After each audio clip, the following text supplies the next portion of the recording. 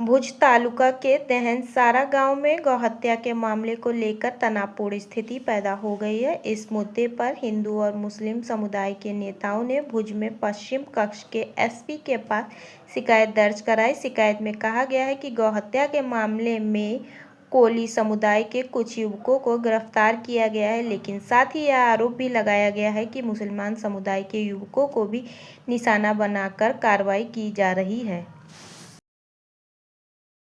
સગીલભાઈ, ખાસ કરીને વાત કરવામાં આવે તો દેશરા ખાતે જે ગૌહત્યાનો ઘટના બની હતી તેને લઈને આજે મુસ્લિમ સમુદાયની લોકો જે છે તે મોટી સંખ્યામાં ભેગા થઈને એસપી કચેરી આવેદન આપ્યું. શું છે સમગ્ર? તમે તમામ લોકો, કચ્છના તમામ લોકો અને મીડિયા કર્મીઓ જાણી રહ્યા છો કે સમગ્ર જે ઘટના ઘટી છે અને તે બાબતે તમામ મુસ્લિમ સમાજના અને અન્ય સમાજના લોકો દ્વારા સતત આ બાબતે રજૂઆત કરવામાં આવી રહી છે.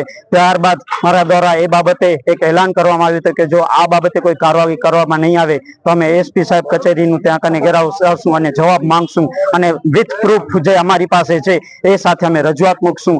તો ક્યાંક ને ક્યાંક અમને આની અંદર એક પોઝિટિવ વલણ સાથે એક અમારી જે પણ માંગણીઓ હતી એ માંગણીઓને સ્વીકાર કરવામાં આવી છે.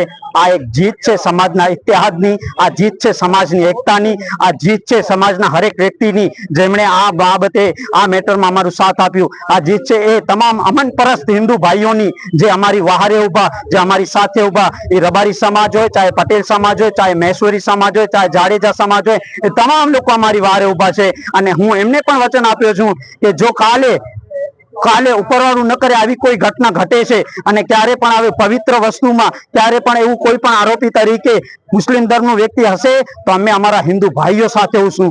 અમે આવી ઘટનાઓને કદી ઈચ્છતા નથી અને આવી ઘટનાઓને અમે હંમેશા વખોડીએ છીએ. એ સમાજમાં આવા વ્યક્તિઓને અમે ખુદ બાયકોટ કરશું. આ એક કચ્છની જનતાની, કચ્છની એકતાની જીત થઈ છે. તે બદલ હું કચ્છની તમામ જનતાને આ બદલ આભાર વ્યક્ત કરું છું.